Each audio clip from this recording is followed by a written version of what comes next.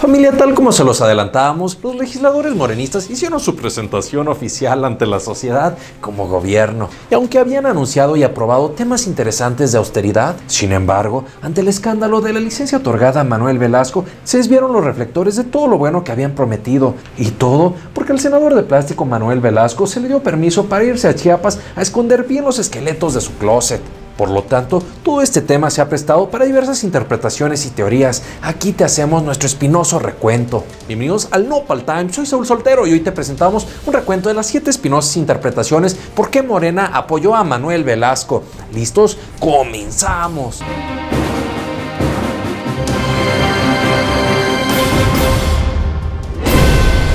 Número 7. Por la amistad de López Obrador y el abuelo materno de Manuel Velasco. No es un secreto que Andrés Manuel López Obrador y el abuelo de Manuel Velasco, Fernando Coelho, han sido amigos desde hace muchos años. Tan es así que Fernando ha apoyado a López Obrador en sus campañas políticas. Por lo tanto, algunas personas interpretan que Fernando Coelho le pidió a López Obrador que le echara la mano a su nietecito diabólico. A finales de enero de 2018, cuando Andrés Manuel visitó Chiapas, Fernando Coelho, abuelo materno de Manuel Velasco, subió al templete en medio de un mitin. Entonces el precandidato de Morena y ahora presidente electo Andrés Manuel presumió su amistad y recordó todos los episodios en los que el abuelo del güero Velasco lo ayudó en su carrera política. Él es mi amigo. Fernando Coelho es el abuelo del gobernador de Chiapas y está aquí conmigo. Fernando lo conozco desde hace años. Ayer recordaba yo que cuando fui candidato a jefe de gobierno en el 2000, él me prestó un carro, Suru. Él me lo prestó.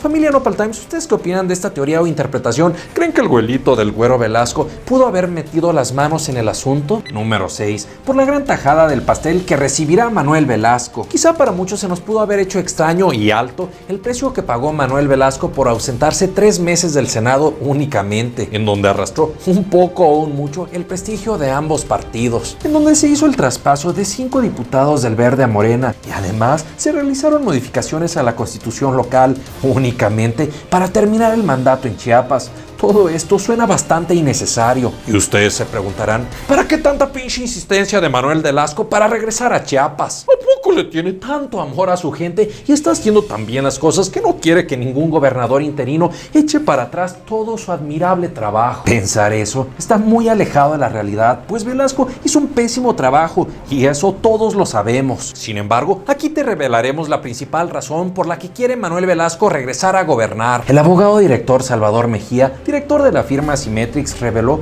que las intenciones de la diva de Chiapas, Manuel Velasco, son más oscuras de lo que todos nos podríamos imaginar. Pues todo su cochinero tiene una sola intención: el mugroso dinero. Nopalboys y nopalcistas, pelen bien los tomates como cuchillo leñador para saber cuáles son los recursos federales que Manuel Velasco tiene tantas ganas y desesperación por recibir. Debemos saber que en el gobierno existe una bolsa integrada federal de recursos no ejercidos de ejercicios fiscales anteriores, la cual se arma por todos aquellos proyectos que no fueron ejecutados por los estados del país en los últimos 5 años del sexenio, la cual se tiene que repartir en el 6º año de gobierno entre las 3 entidades más pobres de México. Y sí, como se estarán imaginando, Chiapas está dentro de los 3 estados más pobres por el pésimo trabajo de Manuel el Güero Velasco. Por lo tanto, le correspondería hasta el 50% de dicha bolsa o de dichos recursos. Y para la mala suerte del esposo de la ex RBD, este ingreso extra se entrega hasta el último trimestre del año, es decir, hasta el mes de octubre, por lo que si se cumpliera la ley, él ya no estaría en funciones y no podría gastárselo a sus anchas. Pero claro, eso solo si se cumpliera la ley, aunque ya sabemos todo lo que sucedió. Pero en verdad,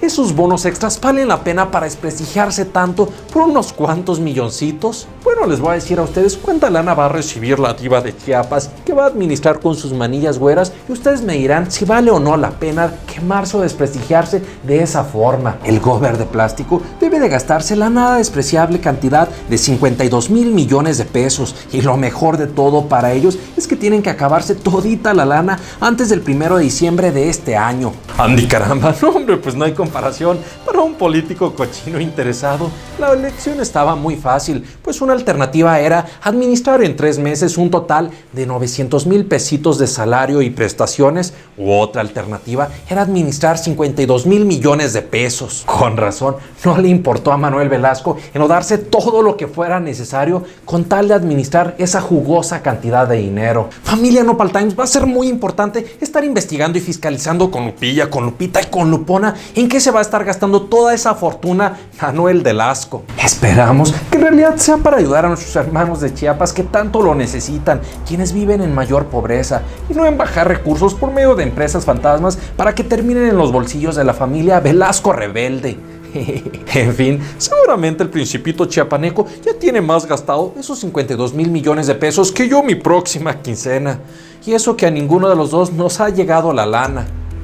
Teoría número 5. Por el intercambio de diputados del Partido Verde a Morena para obtener mayoría. Después de que se dio la licencia a Manuel Velasco, el Partido Verde, de forma sospechosa y sorpresiva, le cedió 5 diputados a Morena en San Lázaro, gracias a lo cual Morena obtuvo la mayoría relativa en la Cámara de Diputados al lograr tener 252 legisladores, es decir, el 50.4%, y al sumar los diputados de sus aliados lograrían alcanzar el 62.4%, lo que los pondría en la antesala para poder realizar reformas constitucionales, ya que necesitan solo el 66.6% de los votos para lograrlo. En otras palabras, con estas negociaciones, Morena ya tiene los diputados suficientes para modificar las leyes que se le den la gana. Sin embargo, si requiere una reforma constitucional, únicamente necesitarían 20 diputaditos y ahora sí, nada los detendría. Gracias a los 5 diputados que le regaló el Partido Verde, con estos cambios Morena tendrá el privilegio de presidir la Junta de Coordinación Política y la mesa directiva durante los 3 años, lo que facilitará que las reformas y leyes que quiera López Obrador y Morena sean aprobadas de forma rápida e inmediata. ¿Saben, familia? Lo que me pone de coraje peor que fiera panzona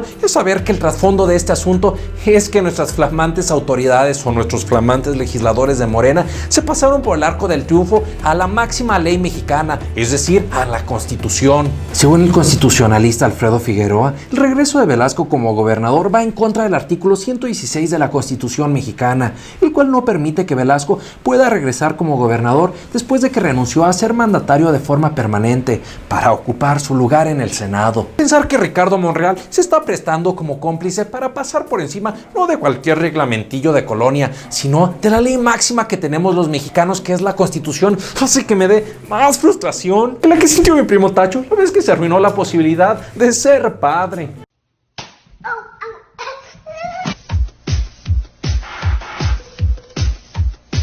Teoría número 4. López Obrador necesita el apoyo de Manuel Velasco y de los gobernadores del sur para el Tren Maya. Muy probablemente, el Tren Maya va a ser la obra sexenal más importante del gobierno de López Obrador. Además, que según lo anunciado, es la obra con la que va a arrancar el sexenio y le conviene dejarla lo más planchadita posible para poder iniciar su mandato. El columnista Salvador García Soto aseguró que Andrés Manuel le pidió a Manuel Velasco que a su regreso al gobierno de Chiapas organizara una reunión con los mandatarios de Yucatán, Campeche, Tabasco, Quintana Roo y él mismo, para que el presidente electo presentara el proyecto del Tren Maya y les explicara el derecho de vías del tren turístico y de pasajeros. Achis, las mariachis que no se embarazan porque usan pastillas y parches. Pero ¿qué tanta razón tendrá Salvador García Soto en decir que Manuel Velasco ya tenía un encarguito de López Obrador? Esto lo sabremos seguramente en unos días si es que se lleva a cabo la famosa reunión con todos los gobernadores de los estados en los que pasaría el Tren Maya que ha sido propuesto por López Obrador. Teoría número 3. Manuel Velasco ha sido el vínculo entre Peña Nieto y López Obrador en la transición de gobierno. Todos sabemos por las muchas noticias que durante años Manuel Velasco y Peña Nieto estaban más pegados que Barney a la cerveza Dove. ¡Ay! ¡Se me paró el corazón!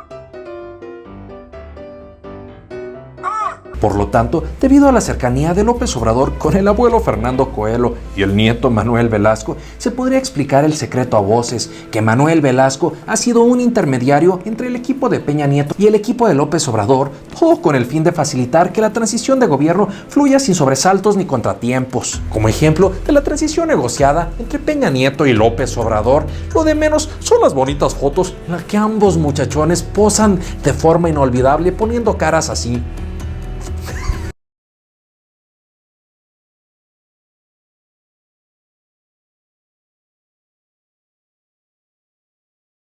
Lo verdaderamente suficientemente importante en este caso para pensar que sí ha existido una transición negociada entre López Obrador y Peña Nieto por medio de un intermediario son las propias palabras de López Obrador hace unos días en Monterrey. El día de ayer, Excelsior publicó una nota titulada López Obrador coincide con Peña en que recibirá un país más fuerte. La nota también señala, en Nuevo León, el presidente electo aseguró que la nación estará mejor que hace 6 años, pero en rubros como pobreza e inseguridad hay crisis. Teoría número 2. Ricardo Monreal habría recibido apoyo de Manuel Velasco en el caso del $1,000,000. El sitio de Proceso publicó que el 27 de julio de 2015 fue detenida Benelli Hernández, la entonces directora de Desarrollo Social de la delegación Cuauhtémoc encabezada por Ricardo Monreal. A Benelli le encontraron en su equipaje $1,000,000 en efectivo cuando estaba en el aeropuerto de Tapachula, Chiapas, y se disponía a abordar un vuelo privado a Toluca. Curiosamente, Ricardo Monreal también se encontraba en Chiapas en esos mismos días, aunque no tomaron el mismo vuelo. Cuando los policías federales le preguntaron cuál había sido el origen de los recursos, la funcionaria morenista no supo explicar el origen y se la llevaron detenida. De forma posterior, se filtraron en redes audios de Ricardo Monreal llamando con Manuel Velasco, donde estaba gestionando pidiendo apoyo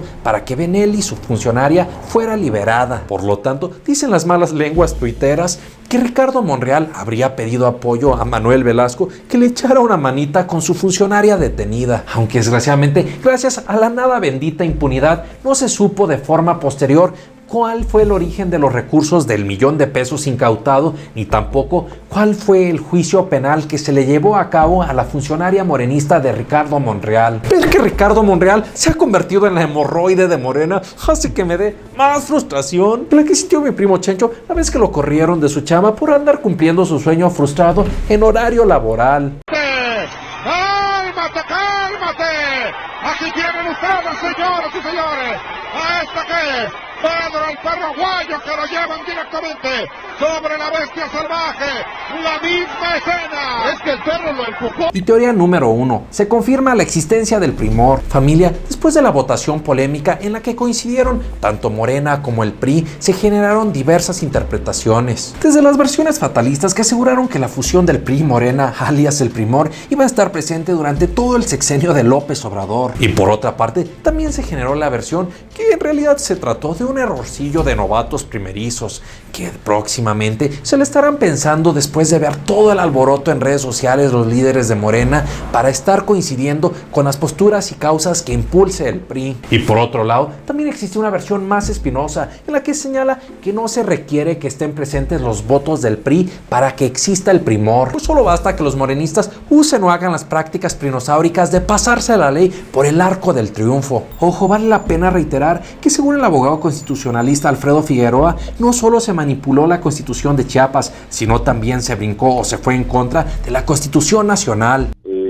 Lo que ha hecho Velasco en Chiapas es ha sido asumido y declarado por el propio Congreso de Chiapas como una ausencia definitiva, como una renuncia.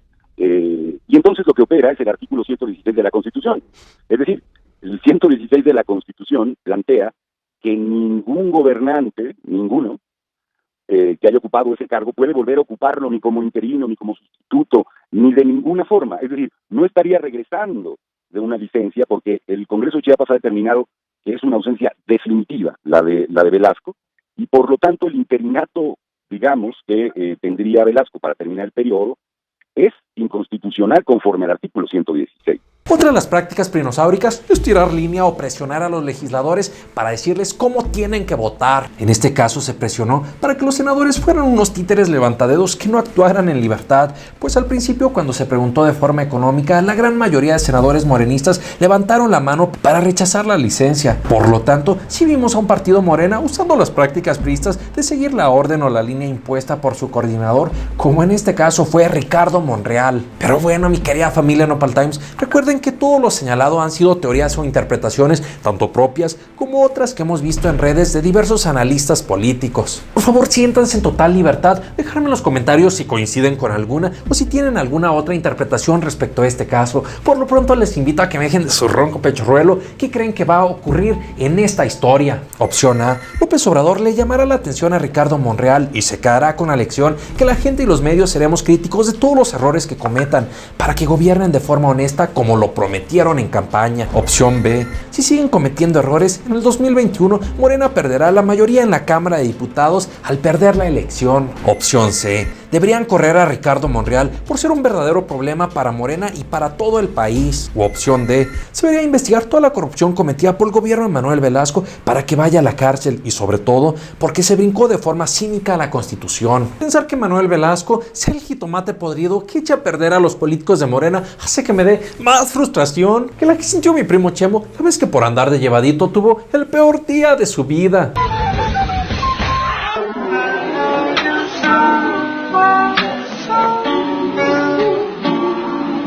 Muchas gracias, apreciamos que te suscribas al canal, que nos des tu valioso like, pero sobre todo que compartas nuestros videos y contenidos para llegar a mayor número de personas. Nos vemos aquí casi todos los días y recuerda, infórmate y no te dejes ver la cara de nopal. ¡Nos vemos!